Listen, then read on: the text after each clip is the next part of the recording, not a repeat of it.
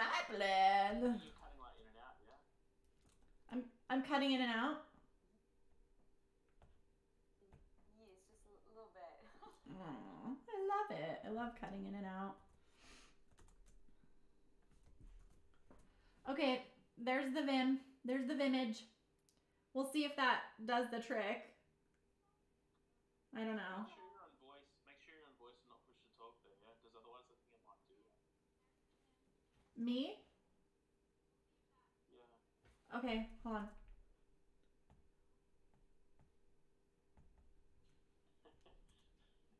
I promise, guys. This is gonna be so worth your while to wait for us to struggle through all of this. I promise. Oh my god. But we do have a pretty full schedule of fun stuff, so definitely gonna get rocking on that. Area. Sounds like the longer the show goes on, the more giveaways we keep doing. Yeah, you know what? We should just give away some stuff right now. We should. Let's just dole out. Let's dole out right now. Because we have we have 50 SBI from Shu Manchu and 07 from the Contest Kings. Lest we forget, guys, that's humongo because like every single Steem basic income share is pegged to the Steem dollar, or sorry, to the Steem, the liquid Steem. So essentially, even though Steem is only worth what, like 35 cents right now, you're still getting a full SBI. That's kind of rocking. And then when Steem climbs, you'll have that going for you. So we have 50 of those to give away. And what I thought we would do is just give away like, you know, 5 or 10 of them, and then whatever increment that is. So like 5 of 10 or 10 of 5. So I thought we could do 5 shares of 10, and then we could do 10 booster packs, and that gives us like 15 prizes that are not insignificant. And that's like how many people are here? Should we count? 2, 4, 6, 8, 10, 12, 14, 16, 18, 19. We could probably get away with just giving everybody something today. That's what I'm thinking. Ooh, I like that. Oh, that's so fun because I feel like you know, I feel like most people probably end up getting cycled into different giveaways, but I'm sure there's always people that are like, man, they never pick me, and we like. I know. So this is great. It's good. Hey, well, I'll tell you what though, like, there's so many good giveaways around the moment. Like, the whitelist is going well. Coruscate's, you know, adding hers to it. Matt Clark did a massive one, like a gaming one yesterday for like 160 Steam. Correct me if I'm wrong. Whoa. And it's like, man, it's just like giveaways are just popping off. Like the market we may be in a bear market, but it's like, man, the giveaways just keep coming, yeah. Yeah, it's crazy town. And Coruscate, I mean, you guys are doing 100 booster packs on your what's it called? Oh, I put the wrong link on it. Steem onboarding. Yeah. Yeah. So part of the Fundition campaign. So we have. So for Steem onboarding, for those who don't know, it's a project that I'm a co-founder on with a Nomad Soul, and it's basically like helping to onboard new Steemians and train them and et cetera, et cetera. One of the things in our Fundition campaign is we are giving away 100 alpha booster packs. And so anyway, I can drop the link to that for those who are interested in checking out and donating to the Fundition campaign. But there's a lot of different prizes in there, like a Steam Fest ticket and some merch and a bunch of fun stuff. But yeah, so that's one of the things that we'll be giving away as part of that campaign. So how do you plan on giving it out? Like, is it 100 to one person, or is it like 100 people get one? How are you going to do that? Yeah. So some of the so there's different tiers. Like, you know, this dollar amount you get these things. This dollar amount you get these things. Like, and it kind of continues to go up and up. And so with the starting at a certain level, like there's different prizes that are solid. Like you're definitely going to get them. Like you're going to get a T-shirt. You're going to get this. You're going to get that. But then there's certain things that are raffle items. And so this is a raffle item. So the more you donate, the more raffle tickets you get into things like a Steam Fest 4 ticket or tickets to the Creators Conference in Austin. And one of them is to win 100 Alpha Booster Packs. So one person will win all 100. Well, since it's super monster related, I feel like you should drop the link because even though it's not, oh, you did. Oh, you did. Okay. Oh, there it is. Thanks, Seven. On top of tangs. I had this boyfriend my freshman year of college who I was so infatuated with. And he used to say, on top of things. And that, like, totally was a hearken to that. Because you're like, I'm on top of things. And I'm like, on top of things. Isn't that a funny story, you guys? I have no idea what you're talking about.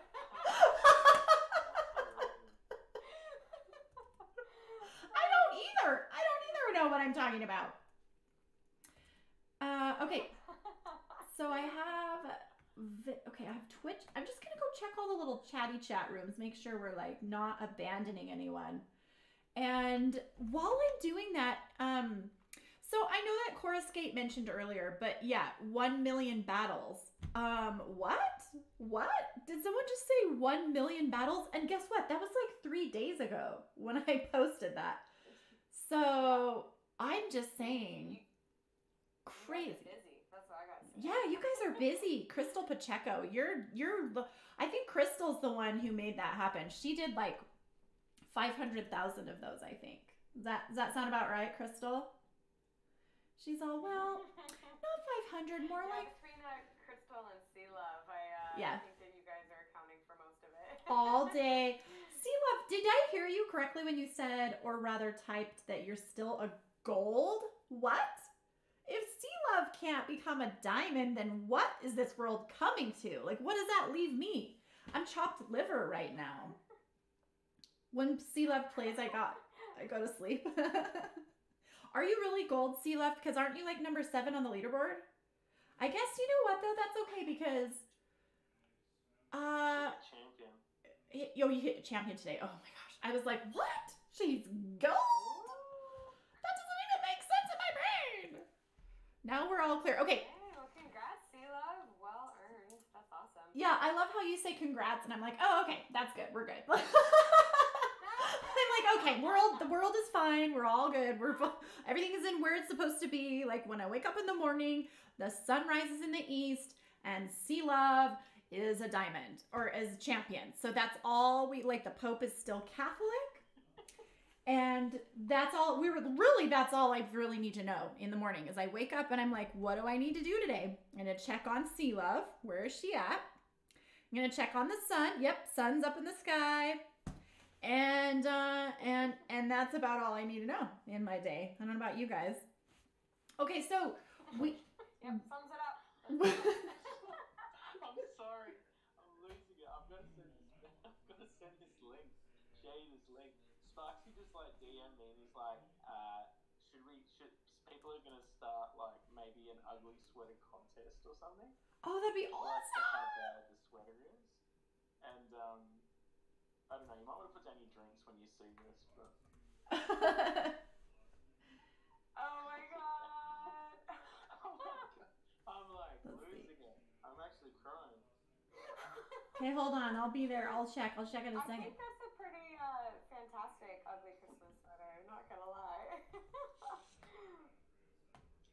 That guy gets a booster. I don't even know who he is, but he gets a booster. Okay, let me take a peek here.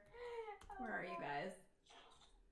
Oh, that is awesome. It's like actual real ornaments and candy that he attached to his sweater. Oh, that's so perfect. We should totally do an ugly Christmas sweater, you guys. I think what we're going to do next week, that's going to be our contest this week. We're going to do an ugly Christmas sweater contest, and we'll give away some booster packs to the winner or winners if we should so desire. And then what we'll do is maybe we'll make a post out of it and or just like drop them in the comment section during the show, because I think that's awesome. And I think pretty much like every show for the rest of the month. Great idea. We should totally do that. And now I gotta decide which one I'm gonna enter. I've got a few good sweaters. Can't wait to see yours, little Scribe. I know you've got some good stuff over there too. Matt says, I'll just put some baubles on my druid robe. I totally see it. I think you might have already won, Matt. Like no one else needs to participate. That was pretty much it. Hey, of which, you guys, we're not going to like totally plug the store all day long, but we are going to do it probably every time because we just love it and we want you to have a chance to be adorned in monster attire. But okay, so Sparksy was our first customer and he bought this cute little shirt for his daughter, and I dare say Matt Clark has a daughter the same age. So Sparksy and Matt, you guys need to hook up and like tell each other like monster clothing tales. And then if you guys want to take a look, we do have a couple of items for sale for the winter special. Like it's a Christmas discount, 20% off on select Christmas items, or not Christmas items, but you know, select monster items. One of them is a Christmas item though. And also we've tried to honor some of our monster mavs and faves. So there is a shirt in the inventory for Matt, for Hulazar, and for 007, and for Yabba P. Matt, the owner, the dev of the game, and for Aggroed. So if you guys have any fun jokes you want to play on anybody in the monster world, give us an idea and we'll make a shirt out of it or a bag. We have some pretty funny bags too. So we're just all about having fun and making it a little more interesting. Everybody loves the sexy Rexy bikini. Coruscate, did you see the comment that Matt made on when you said you were going to Anarchapulco and you're like, I'm gonna have to bring. Oh yeah. So I totally read that and I was like, were you like, that's great news? I'm like, that I'm getting the sexy Rexy bikini. Like I couldn't tell. Like, no, you're going to Anarchapulco. I couldn't tell because you're like, I'm going to Anarchapulco in Mexico this year and I'm just gonna have to get a sexy Rexy bikini and put it in my suitcase. And then Matt goes, that is great news. And I'm like, Matt, aren't you married?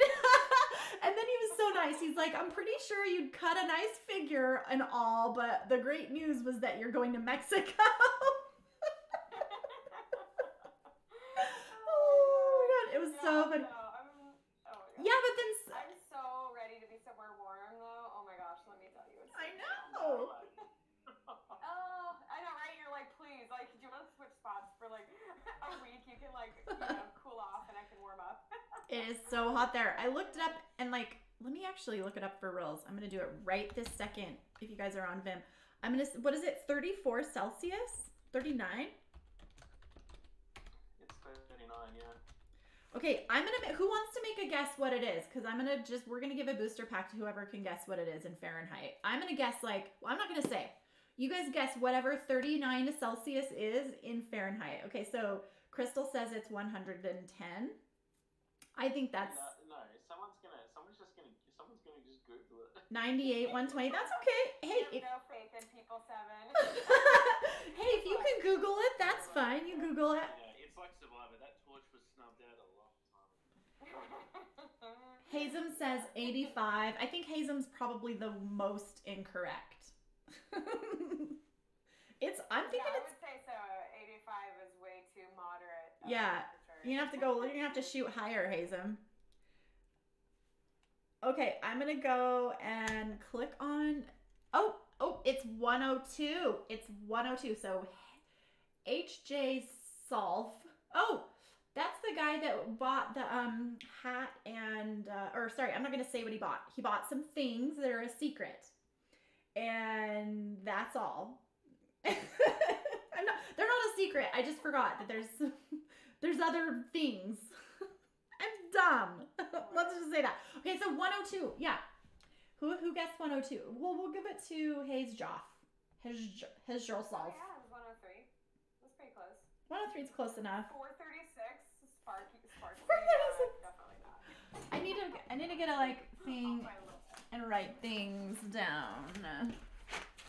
Okay. Wait, can you guys hear me? Okay, I just had to reset something. Okay, cool. Your voice, yours is coming through fine. Okay, perfect. Little Scribes is still cutting in and out. Is it? Oh, sorry, you guys. We're just happy you're here. I know. So what should we do about all the giveaways? Because we have so darn many. Should we just cut the list in half and be like, stuff to chat about today too. Let's just cut the list in half and be like, you guys get SBI and you guys get boosters. You want to do that? That'd be easier. It's kind of impersonal, but, you know, I don't know. Can you hear me? Yeah. Can you hear me now? Answer me now! Okay, we'll just do that. We just got to make sure we get everybody's names.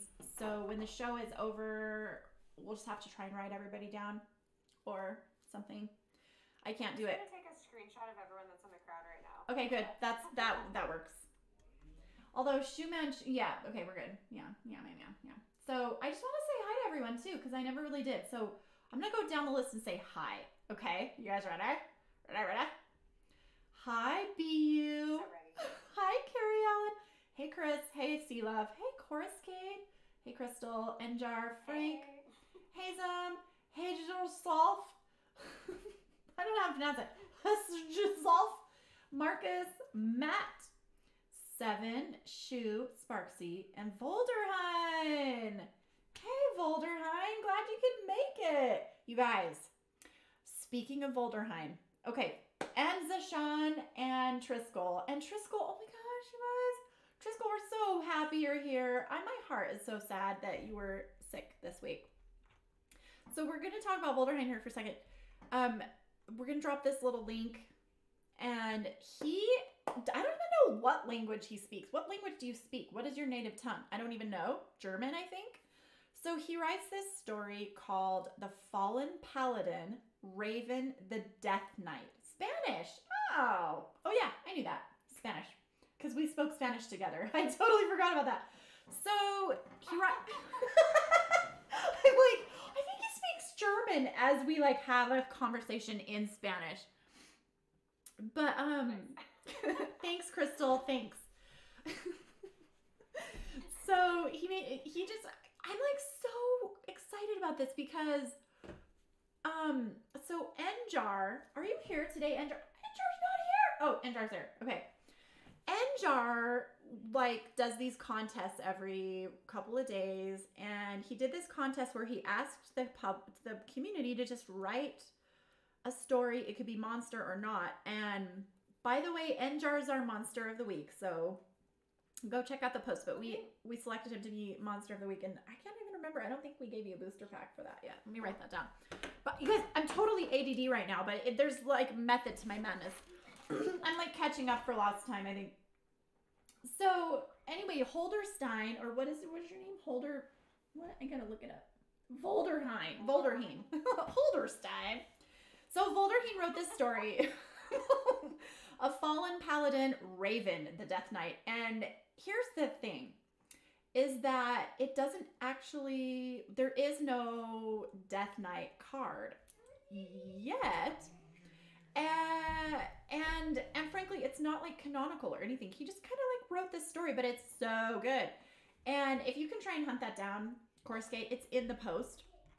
The thing is that, you know, English is not his first language, A, and B, he doesn't know all the lore. Like, he's brand new. He's a brand new monster, and he's speaking a second language, and he still writes a far better story than most people have ever written. So what I'm going to do with him is I'm going to kind of partner up anytime he writes a monster story, and I'm going to go in and douse it with a little bit of polishing for the lore that he doesn't know about, and or maybe like some idiomatic expressions that we use in our language that he wouldn't know. So go read that story. It's an amazing plot and a crazy, crazy story. And it's just like, I'm not even going to give it away. It's just so good. I loved it. And so we're going to give him a little booster pack for that. Volderheim gets a booster. Enjar gets a booster because he's the monster of the week. H. Joff gets a booster because I forget why we gave one to you. Oh yeah, because you guessed the degrees. That's why. Oh, right. I'm like, you just get one. I don't know. I just want to give you one for no reason. And we talked about the million battles.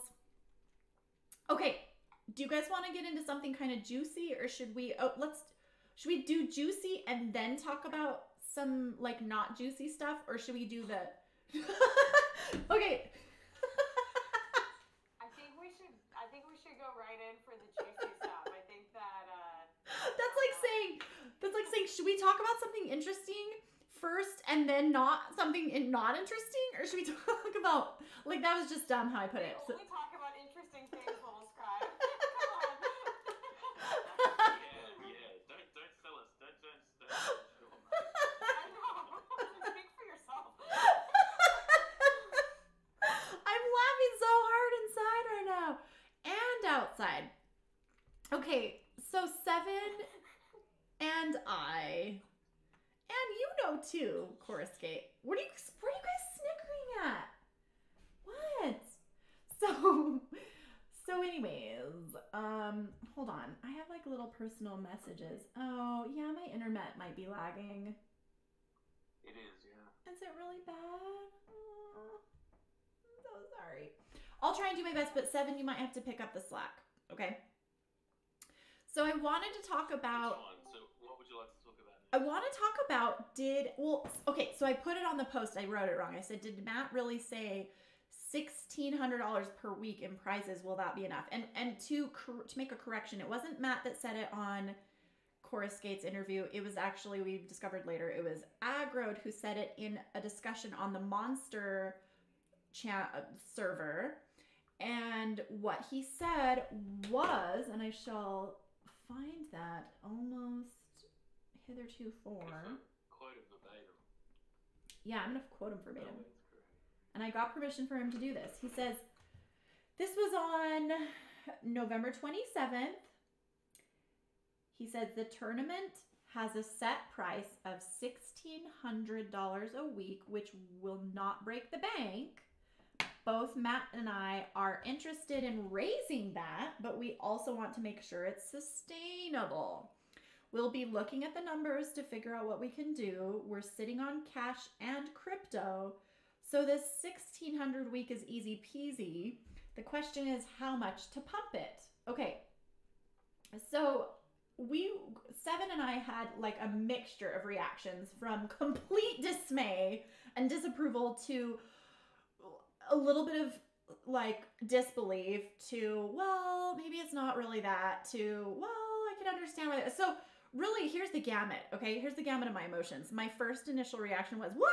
What the crap? Like, that's not cool. They're making like 5,000 in sales a day or whatever. And then my second reaction was, well, no, they wouldn't do that because there's all these gold foil investors who sank like 15 grand into their cards. And $1,600 per week divided by like however many people are playing, which is, you fill in the blank. How many is it? Yeah, well, I mean, we're sitting like 3,000, but like, you know, there's a lot of people that got odds, right? So, I don't know, we came to the discussion the other day that we're probably really sitting at maybe like two or something, maybe. Active players? There'd be a lot of odds out there. Did you say 2,000 active players? Yeah, like unique. You'd probably say maybe 2,000 probably. Oh. Like 800 odds sitting out there. Yeah, but unique doesn't matter. Unique is actually not the relevant number because whether they're unique or not, if there's one player that wins 4 different prizes with 4 different accounts, then that should be considered as 4 different players because that's taking from the pool. That's my opinion. Because they get. I mean, essentially, like the nuts and bolts of it was that we were in a capacity or a situation where we were selling. You know, I don't have the chart right now because I was going to get it off Holizor because unless someone's got the link now, I haven't been able to find it. But someone runs a report and it's centralized on a website where it tracks the daily pack sales. So for a period of time, we were sitting there and we were selling 2,500 a day, 2,700 a day, 2,500 a day. And this went on for quite some time. Like this is once we hit beta. So like obviously because the offer of what was going to be contributed towards rewards for tournaments was going to be 30% or 33%. If we're selling 2,500 boosters a day on average per week, you know, 33% of that you're looking at like 11,000 US per week in prize money, which would essentially be put aside for tournaments. So where people started to get frustrated, I think, or like concerned was the fact that they were like, well, previous sales says this, and now we're seeing this. Oh, here we go. Frank came in with the link, so we can bring that up and have a look. Let's have a look and see what it says. So that's essentially where it lied. It was the fact that it was, people were like, well, if we're selling through the boosters, like, where are we going to sit? Like, what's going to happen?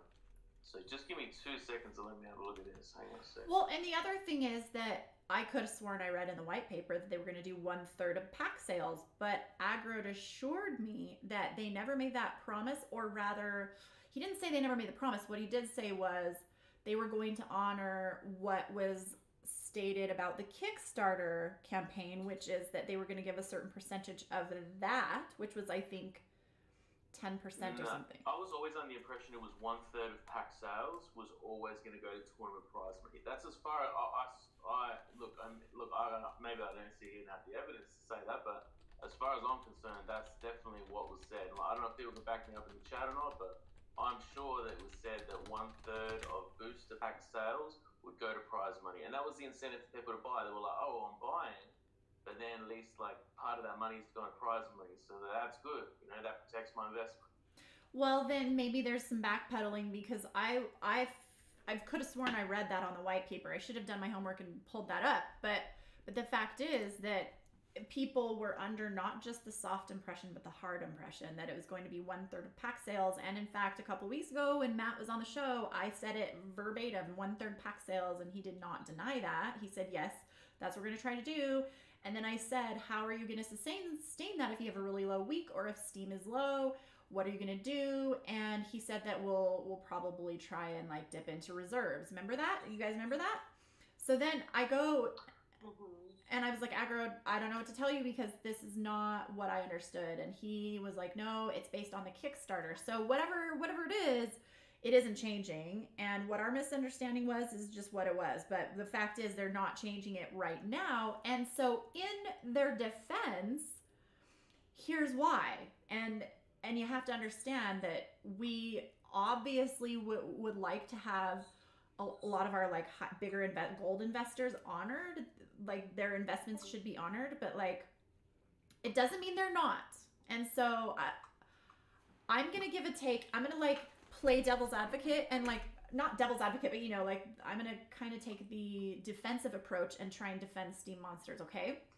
So number one, whenever you take a business investment in general, which my husband was kind of explaining to me, how it works is that when you make a business investment, you don't expect to get your ROI like right away. It's something that would take like a 3-year trajectory, and then you get it over like a certain period of time after they've built the foundation, and then maybe like the 3rd year you would start to see that. And secondly, with the cards, they are not a business investment as much as they are a asset investment, because we don't have ownership in the business. We just have ownership in an asset from the business. And that being said, the asset in itself is of appreciable value potentially. And so it should be taken into consideration as well, because in itself, it has its own intrinsic value aside from the prizes it may or may not bring, or the leasing that you could use to lease out the cards and then get money from that. So look, that's a good point. But essentially, like, we are in a situation where, as much as this game is fun, like from an investor point of view, for like someone, I can speak on behalf of other people who have dumped 20-30,000 US into this game, that like the return, like we need, like the return has to be there for the game to prolong and get bigger and bigger and bigger, right? So like, well, the only way we get prize money is to sell boosters. Yes. So we need to sell boosters to keep the economy going, yeah? Yeah, and how do we sell boosters? There's really the best method to selling booster packs right now is amassing the general public. Obviously, there will be, I presume, as with any business, you're going to have things that will give it opportunity to be expanded as well in an investorship. Like, for example, the SMTs might launch, and that might improve the pool. Also, we're going to have, likely, as with any other business, they'll probably have, actual business investments with terms and conditions to the contracts they invest in, and what kind of ROI and what kind of percentage and what kind of interest and what kind of this and that. So there would be that type of investment that could be a possibility in the future. There's also just the booster pack sales alone the marketing. So like, 2 weeks ago on, I think it was, where was it on? It was on like his mayor town hall. He was saying that they want to try and push some marketing. And I don't think it's unheard of for, like, I mean, how do you think Dungeons and Dragons and Magic the Gathering got anywhere? They use marketing. So I think they do plan to market to the general public again. So we have a couple of different, tentacles of potential for sales to go up, not just with our tiny little monster community here on Steem, but like with actual external places as well that are interested. Like we saw last week. We saw what's his name? Franzi. Who's her friend? Who's our new friend? Oh, Boffy. Boffy, thank you. I mean, he's a Magic player, and he's super enthused. So, and Zashan, I think, is another one. When I was chatting with Yaba a little over a week ago, when I did an interview with him, he was saying that once like tournaments are live and up and going, they really want to use that as a springboard to start more marketing to the outside world. Yeah. Because that is a stronger message. Stronger sell, yeah. If you will, instead of just like, hey, come play this game, it's like, hey, look at this, you can earn crypto in these. And so it's a little bit more like a draw for someone in the outside world to be like, oh wow, that's cool. Yeah, you're exactly right. And actually, Seven, you and I were talking about this a few weeks ago where we were like, dude, when you have top leaderboarders winning like $100 per tournament, what are they going to do about that? They're going to go tell their friends. They're going to be like, oh my gosh, you can come win money. In fact, just the other day, my car broke down, had to take it into the shop. So I got picked up by the shuttle, and we were just talking, and he's like, what do you do? And I'm like, I stream a show for this thing. And I told him about Steem Monsters, and he's like, what is it? Is it like Magic the Gathering? Yes. Why, yes, it is. Only the difference is that you actually get to keep your asset. It is tradable. It is on a open source ledger, which is transparent and immutable, and it also has intrinsic of trading value, so they grow in appreciation. And on top of that, you can actually win money in the battles. And he's like, what? Like, his jaw dropped. We almost got in an accident. And he's like, what? So I was able to give him a starter pack and get him going. So he'll probably be buying some booster packs. But the point is, yes, like, people who come into this, they see the value intrinsically and extrinsically. And furthermore, like you said, when we start winning those prizes, yeah, maybe it's only gonna be like 50 cents. I don't know. Maybe Sea Level will get a whole $5. Who knows? But the thing is, like, hey, that's $5 I didn't have. And these are not just gonna disappear in 5 minutes, though. They're with you for life. The value will go up. And as we gain that user base and a strong foundation, then we can kind of start to project to the future. And here's where it gets good. In my personal opinion, I am not a spokesperson for Monsters. This is just me. But if I were the owner of the program and I saw that my Monster Steem, because what they did is they had a lot of their holdings in Steem and Powered Up. So you guys see the problem there, right? Like, what was once worth $1.30 not 2 months ago is now depreciated by like 2,000% and is worth 30 cents. And we're only plummeting. And you guys have seen how it's happened where the SPD and the Steem are switching places like over freaking night, right?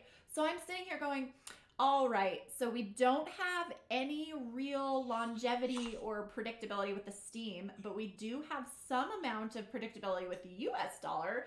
Problem is that these guys are Steem blockchain enthusiasts, and so they're going to have a lot of their asset put into the blockchain, which I think is great. Like, that's great. Because why do we love that about Agrode? Because Agrode did not go and develop a dApp, take all the money away from blockchain, and then go put it in a bank account somewhere. That's why we love Agrode. Right.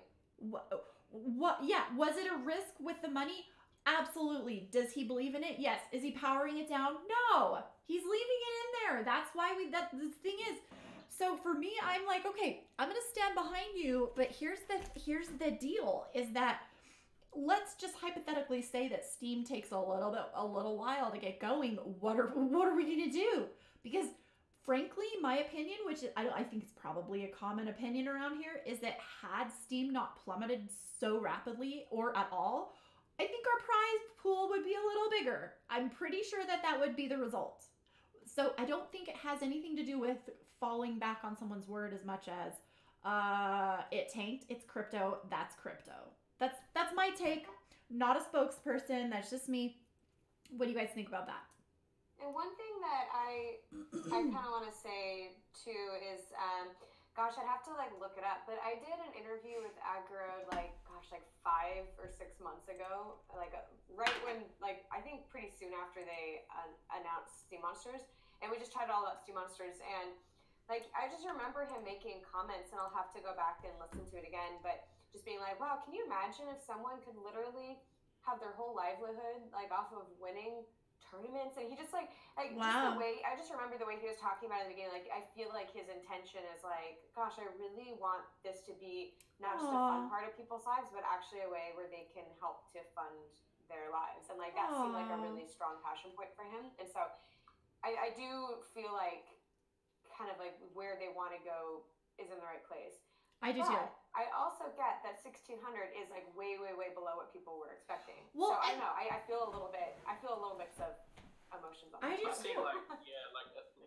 It's tough, right? Because like I said, I'm not going to say I speak on behalf of all Mavs, but I know I speak on behalf of people that I'm aligned with that have spent a ton of money in this game. We're talking 20, 30,000. We're talking a lot of money, right? Mm-hmm. And the challenge at the moment is that because of the market that we're in, etc., and then people are waiting for obviously for tournaments to kick off. At the moment, there's no way to make there's no way to get anything back right now, right? Not right now. There's a lot of That's scenarios where people are dumping golds because at the moment, golds don't have a purpose, and with the new conversion of alpha to beta, for example, there's scenarios where I'll give you a hypothetical. Say there's 33 alpha legendary phoenixes that are available gold, right? That exist, that will ever exist, or potentially. Because some people still got some boosters lying around, right? Right. That means that there's only 11 potentially maxed alpha phoenixes, right? So the problem is that because they're scattered far and wide to numerous people, right, is that people either A, don't want to give one up, or B, if they do want to give one up, they want to ask too much money. So the problem is then is if you've got one or if you've got two, right, you want to have an alpha complete one, right, so it's pure. But if someone's either A, you're not going to sell one to you, or B, request a price that seems exponentially high, we're going to have scenarios where it's challenging. It's that component of the game right now. Gold is very challenging. It's a very fickle thing, and that's translated directly in the prices. So it's not necessarily people selling to convert into Steem. It's people also selling because they think, well, look, I've already got a max deck of normal. Do I really need to invest in gold? And the ROI against that, versus what the card is worth as well. If you look at a Selena Sky, $19 sale in the market, and then you look at a Gold Falls, 700. So you've only got to do some simple maths and think, well, based on that, a gold tournament has to be, what is it, 14 or 15? No, it's even more than that. Look, I think it has to be at least even 10. Yeah, to be 20 to 30 times higher the prize money. So, for example, if you had a $100 tournament for a regular, that'd have to be a $2,000 tournament for a gold.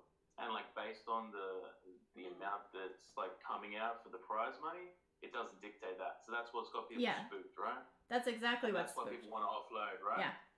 Which I mean, that's the reality, right? And we can look at the silver lining here, because what you did say was very true. You're not going to get you Mavs that have dumped tens of thousands of dollars. I wouldn't call it dumped. You have invested wisely into a product that you had a vision for and still do. Yes, I can see how a lot of like nerves might be a little raw right now, but I think that the silver lining here is that just because you're not going to get it right away doesn't mean you're not going to get it. And in fact, it might even be a really good strategy to have this bottom up kind of buildage. So yeah, we thought we were going to have a bigger prize pool, and that would have inflated the price of the golds more, like almost exponentially, because people are going to see, oh, you're going to get a lot more prizes if you have the golds. So yeah, your gold values are way low, but on the positive side, we did see is that you can pick them up for really low as well. And if you want to bank on maybe some futures, then that could be a good thing. It is low, but it's not low. It's enough not to pick up. Low based on the projected, like, of where we sit, right? So that's the concern. That's the concern for some people. What do you mean? CeeLo brings up a good point, right? She's like, I'm believe in it 100%. Correct. Yeah. I believe in the project 100%.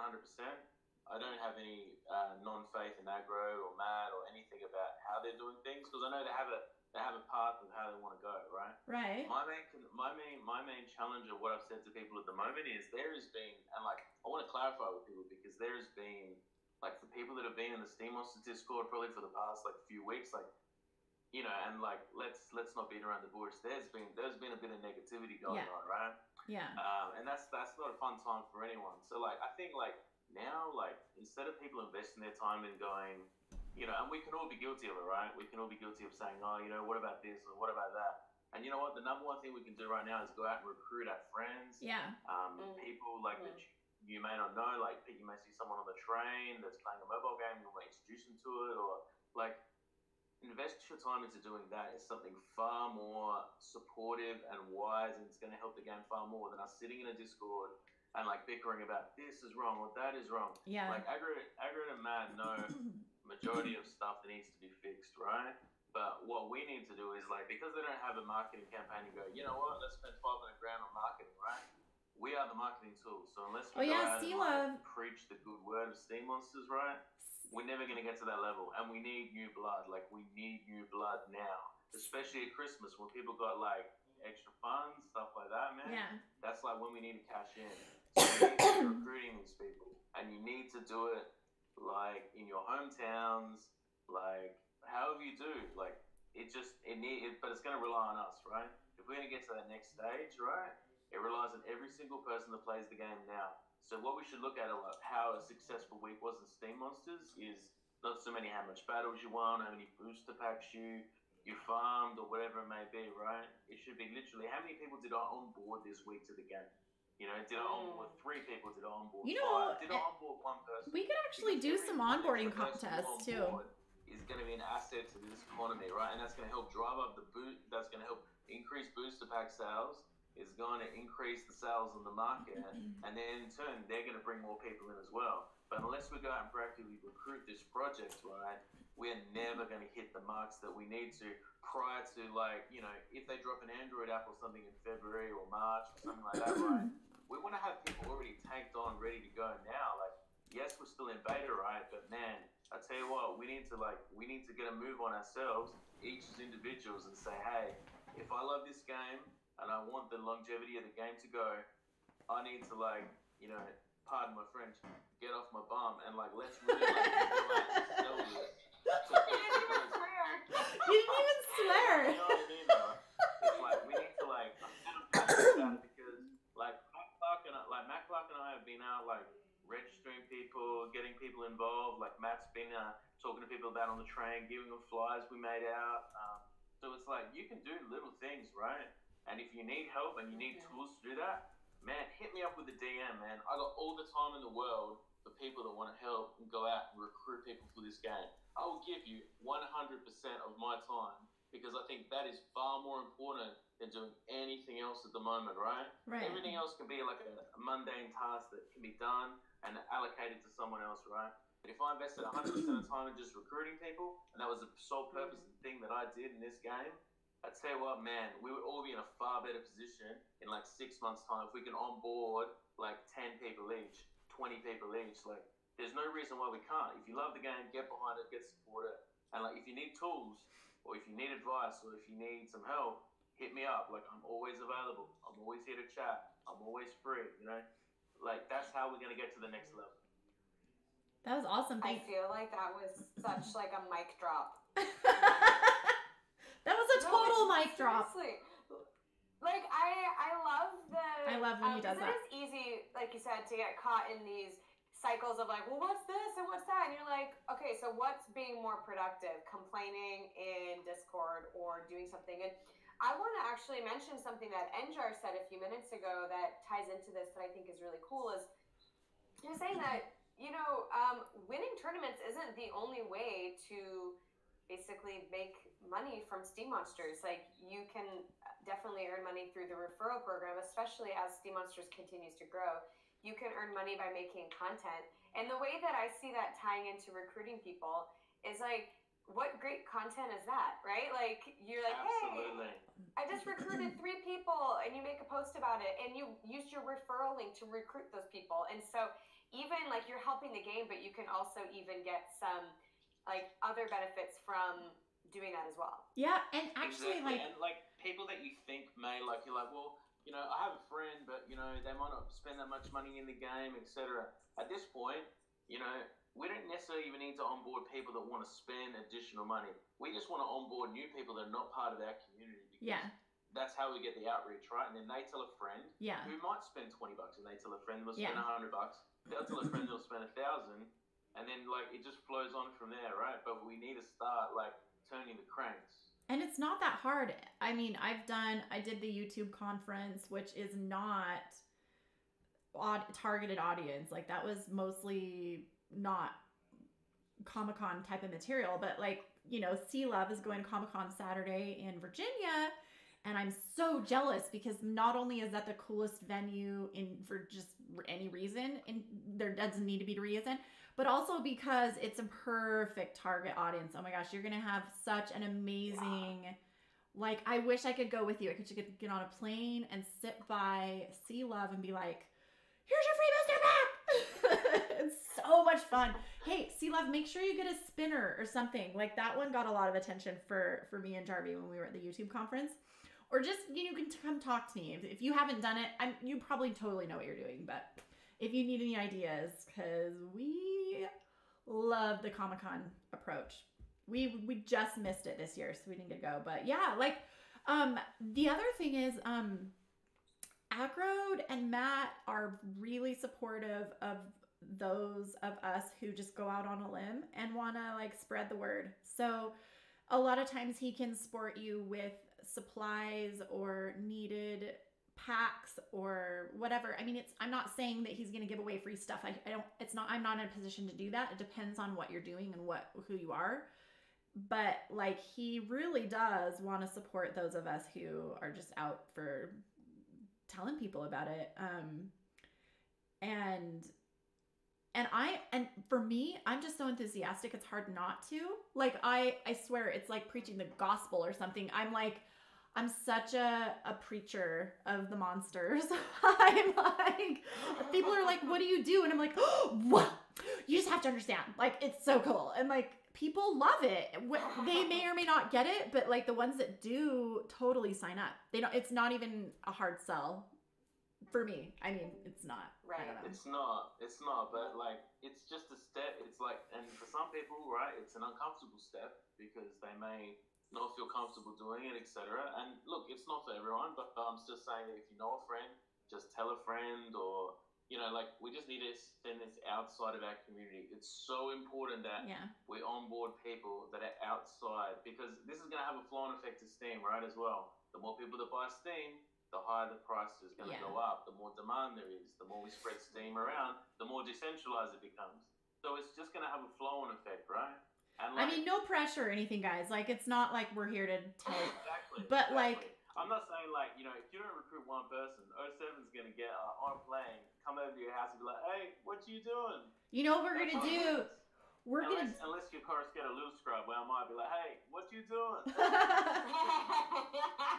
we know that ain't the case, right? So yeah, and Volderheim and our new Italian friend, who I keep misspelling his name, but you guys are like kind of ahead of your time because you're leaders in your respective communities, And by your communities, I mostly just mean like the people that speak the language and maybe aren't as integrated. So you're gonna have like Spain, Mexico, Colombia, like I don't know, but in the Spanish community and then the Italian community and all of these different communities that are just kind of flocking towards Steem monsters, you guys are kind of it. Like you might feel like you're new and you don't know anything, but frankly, you're gonna pick up quick, especially if you're coming to the show and staying connected. You're going to be able to help facilitate enthusiasm for other people. And like you guys are saying, like there's tons, like Carrie was saying, there's tons of way to make money and be interactive on here. For example, I'm not really great at the battles. Like we're like bronze 3. So we maybe got 3 booster packs out of that this week. But like, what do I do every week? I do this show. We have a shop. And I'm no genius. It was just fun. So everybody can kind of do their own thing. I mean, again, I'm not trying to pressure you into do it. If it's not your thing to go out and do extra things on Steem Monsters, if you want to be like a passive participant, totally fine. But you know, there's things you can do if you want to. It's there. For those of you that do feel comfortable, get into it. Get involved. Get excited. Let's bloody smash this thing out the park. We totally can smash this. Mate. Yeah, like I feel like we're all gonna have like 07 on our shoulder, being like, "It's a home run derby, mate!" Like every time I refer someone, I'll be like, "I got this." You'd be proud of 07. Well, and the thing is, like, the better we do, like on our Facebook, just with everything in general, with Steem, Emma Steem Monsters, or whatever that crypto you're in, Facebook, Twitter, you know. All Instagram, I don't care. It's really important, you guys. It's really important to mainstream our world to blockchain, cryptocurrency, dApps, and cryptos, because we are the future. This is it. Like back in the early 2000s, do you remember when maybe you hadn't even ever heard of an email before? And now look where we're at. So for me, blockchain is the new internet. Like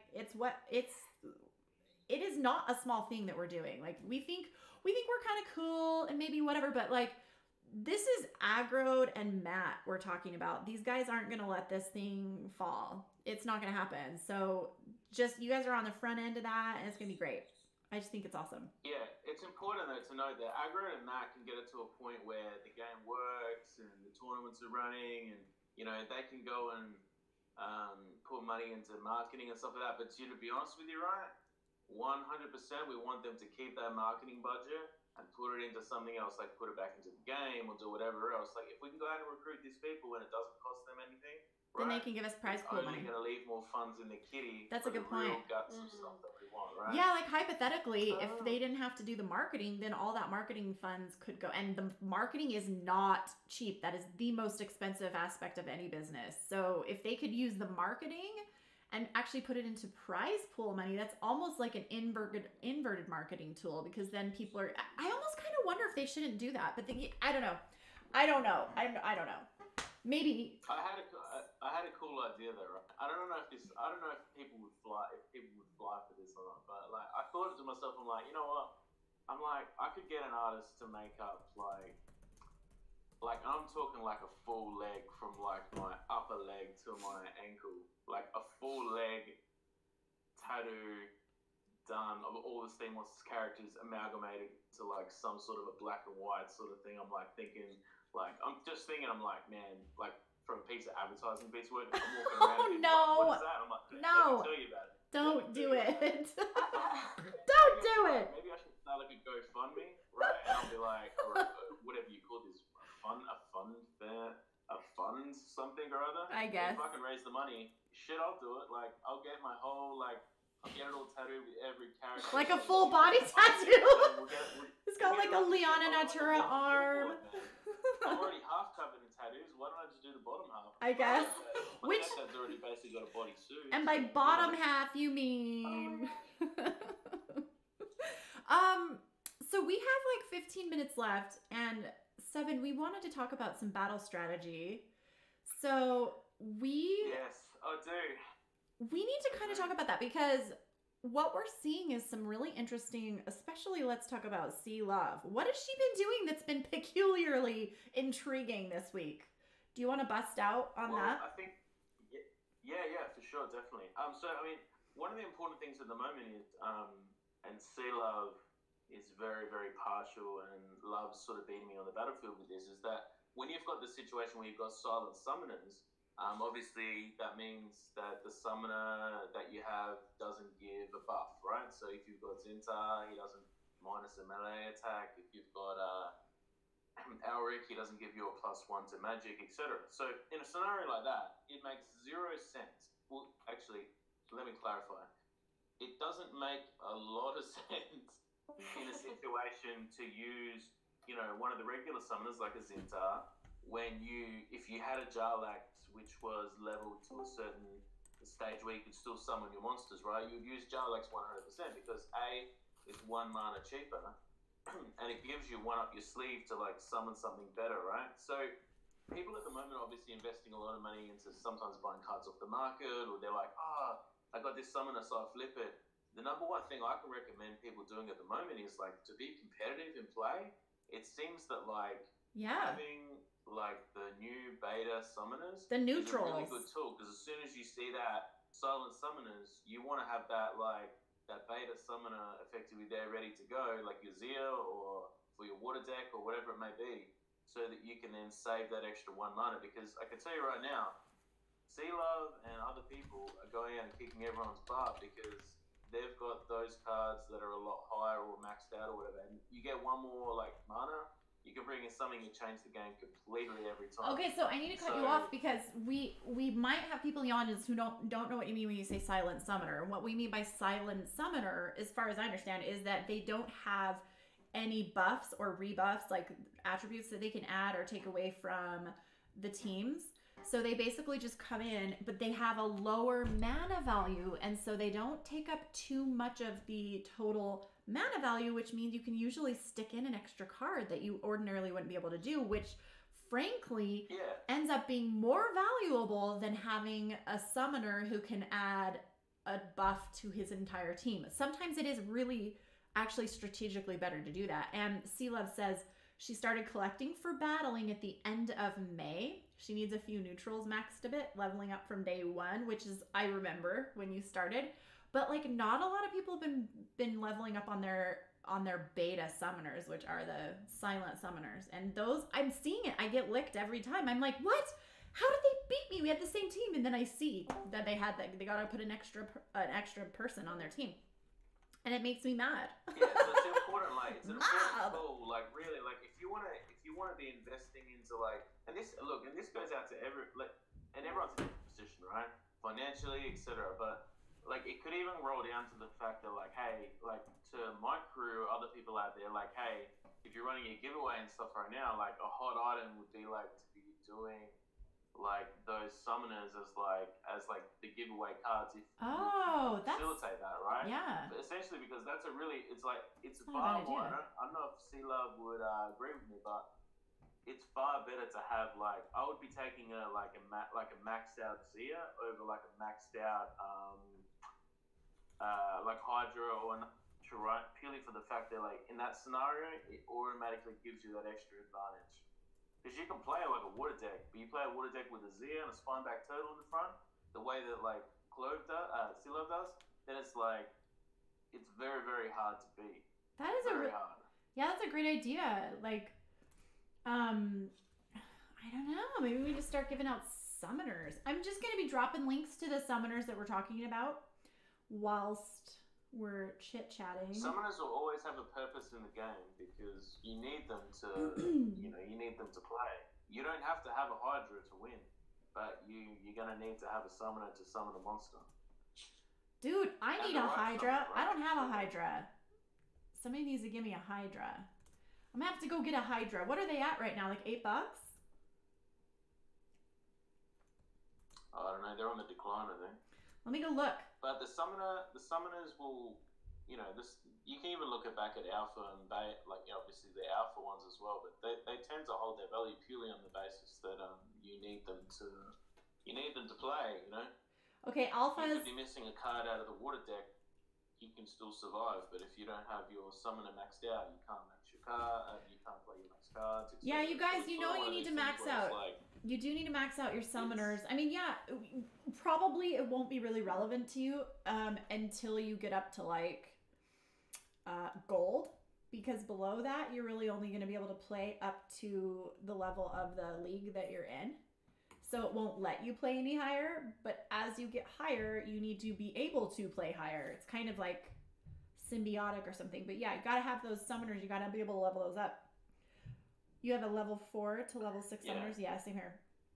It's just the way you got to do it. Got to have those summoners. Now, if maybe we need to start giving summoner. The thing is though that we get like a lot of our giveaways are not out of our pocket because we would like go broke. But a lot of our giveaways are from sponsors. So Steem Monsters gives us booster packs. And I was like, man, mine came out of my pocket. Yeah, Contest Kings coughs up actual pocket cash.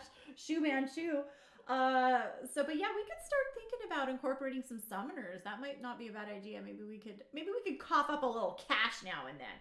But yeah, it's true. Like you gotta have some summoners. And you got to tell your friends. In fact, we should have like a monster party sometime. I think we need to plan it. What's a monster party? I don't know, just a party with monster things. Like a kids party that we've got themed plates and napkins and balloons and everything. And cake. Little Scribe, we need a Death Knight card. I originally thought of the entity which consumed his soul as Jarlax. So yeah, woot for epic summoners. We do need a Death Knight card. The Death Knight is essentially a silver paladin who goes rogue. And it's like such a good story and it's so sad. But we need a Death Knight card. I'm going to go talk to Agrod and make sure he knows that needs to be on the agenda. It's a summoner party instead of a key party. Someone said. A what? What? Oh my gosh. It's a summoner party. You put your summoners in a bowl and you take a different one home. Ooh. Key party. Kind of like a white elephant contest. The whole onboarding thing, right? We should work that angle, right? We should run a segment in the show, right? Yeah, I don't let's know do it. how we could do this, but we should run a segment in the show. And it's like, you bring back to us the next week how many people you onboarded, right? Well, I think we'll just run a contest. Like an evidence for that or whatever, but like, yeah, but like an ongoing thing, right? Yeah. So it's like, hey, what are we doing for the community?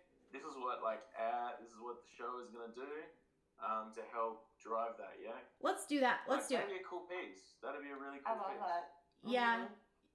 Yeah, I think so. And then not just like you were saying earlier, Little Sky. Like if that's not your thing, then like no worries. But yeah, don't feel like you have to. But for anyone that is excited about onboarding or talking to their friends, then if we make that a part of our show and we make that part of the giveaway, then that can be a cool way to reward those people that. Yeah, I think we need to do that.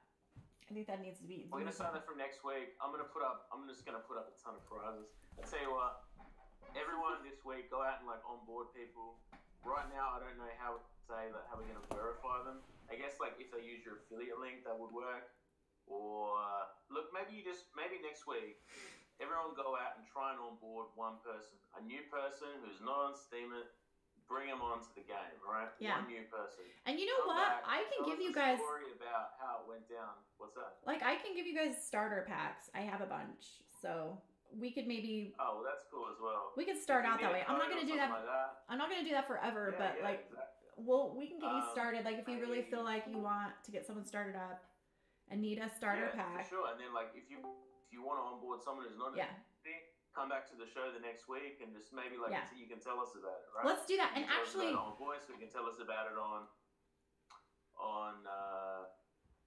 like in the chat. We could even do something and start to say, hey, maybe we should make a hashtag and like if you're on board someone, you got a cool story, like post that and then we'll follow and upvote those posts like with the hashtag of, I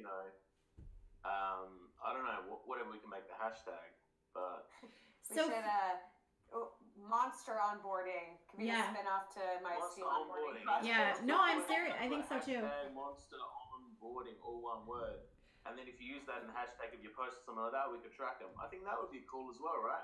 And then people can go in there and say, appreciate you for your efforts, etc. And then, maybe we could start a trend, right? Someone's got to start it, right? So it may as well be us. Yeah, well, you always have great ideas. We're the trendsetters. And by the way, what we'll do is what we'll do is when you bring your friend and they want to sign up, we'll give you the promo code for their free starter pack. And what you need to do is have them sign up for that starter pack, for that promo code. Have them, and actually we'll probably do it for you, frankly, because we need to keep control over those promo codes. But you could probably just give us their name or whatever, and then we'll put it in your own referral link so that every time they buy a booster pack, you get 5% of those sales. So for life, you're connected to the success of that account. And so when you're getting a free promo pack, but you're the one that's getting the benefit, not us. And we just want you to have that so that you can feel excited. So yeah, maybe let's put a post out for that, and then maybe we'll do like an ongoing thing. Yeah, we'll do a post with like the nitty gritty. Refer a monster. Oh, because I've been off for 20 hours, and like sometimes when I start rambling, this is not Joe Rogan polished, all right? Yeah, we'll figure out all the details. I actually think I like refer a monster better because onboarding feels a little bit more involved. But like, no, get them all and get them playing. I think refer a monster is cute. So anyway, we'll chat about all that and get that worked out in a post so that we will. And basically, the onboarding is essentially just coming to the show every week. That's your onboarding. You want to learn how to be a monster? Come to the show. Reefer monster. Refer a Rexy. This is cute. I like it.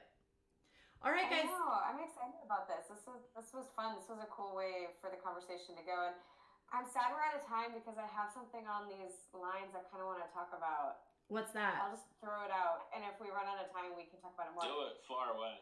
So, I wish that Steem Monsters had a free version. Like, I understand that obviously getting people into the game, the starter pack sales are really important. But I feel like a lot of games, like including Hearthstone and other ones that we are hoping to maybe be more competitive with, they have a free version. Yeah. No, not like a demo, but like an actual, like you can't do as much. But like you get it's almost like you get a starter pack. Like you get a limited amount of cards to play with. And most people that play those games, they buy lots of booster packs and they do it. But technically, someone, if they wanted to, could kind of work their way up to a certain level. And I feel like it's a little bit of a harder to sell to say like, oh yeah, check out this game, and it's going to cost you $10 to even try it. Yeah. So I don't know. I'm curious what you guys think. Like, I'm not much of a gamer, so maybe that's totally normal. But that's just, I have some friends that are gamers that thought it was a little bit weird that Steem Monsters didn't have some kind of free version. Yeah. I remember Matt saying something before about, I can't remember if it was Matt or someone else. We were talking in Mavs like a long time ago. We were saying about having a tab in the interface where you could do. Well, look, it was essentially like, it was sort of like the practice battles, right? But it was more where like you could, like you wouldn't have to use your own cards, right? You could use, because the practice mode, right? You have to use your own card. Ooh, Enjar says. Another mode where you could use, like, yeah, Enjar says the practice mode. The max cards, tests or whatever like that. Enjar says that why don't they make the practice mode the demo mode where you don't need cards to play? It's just they're available and you can fiddle around with them. I think that's a good idea. I don't know. I guess I just feel like it's kind of like the gateway drug in a sense, right? Like, I know it's a bad example, but like, oh yeah, just get started, and then they're like, once they get in, they're like, oh, but I want to get all these cards and I want to do things. Yeah. You know what I mean? Yeah. Aggro's motto was the first taste is free, kids. Oh, that's dirty and that's down and dirty, but it's true.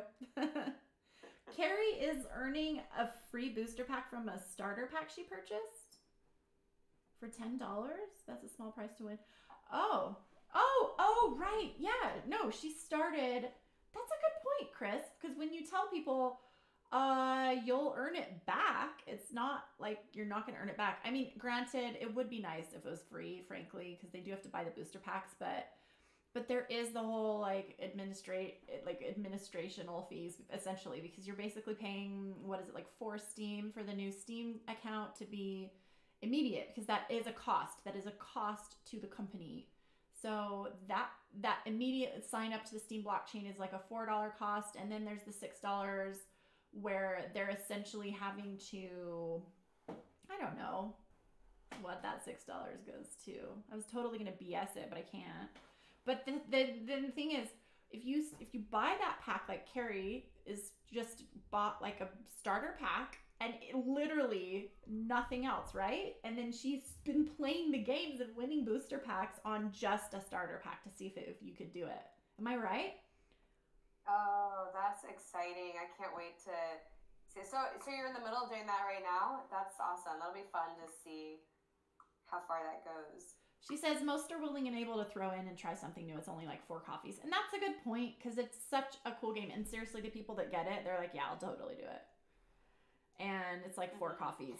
Yeah, that's true. I was just wondering if that was like normal in the gaming world to have to pay to play it all. And then also I was curious for those who have been onboarding a lot, like UO7, like if that had come up at all, or if that just seems to be normal. I'm just more curious.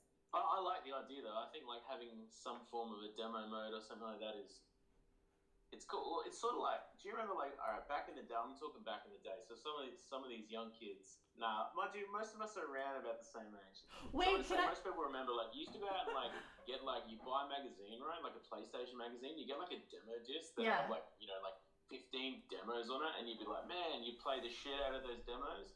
And sometimes, like, you would be like, man, you know, I love that game. I'm going to go buy it or whatever, right? So it's like, I understand that what you're saying as well is the concept of, like, people want to be able to play. Because if you don't have an account, you can't even play in practice mode because you don't have cards. Well, so Chris actually has a really good analogy. He says you can't play Monopoly without buying it, and that's fake money. You know, I know, I love that.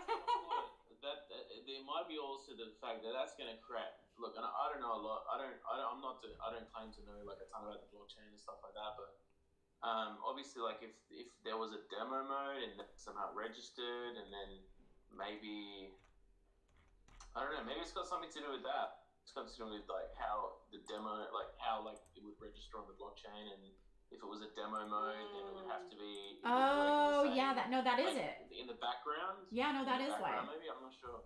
That is exactly why. I actually had that conversation with Matt, come to think of it. And he was basically saying that it would have to be a separate setup, because how it's registering on the blockchain is the value that's assigned to it. So you can't just have a valueless game on the same block sphere. And I don't know how it works, but it would have to be a completely separate game.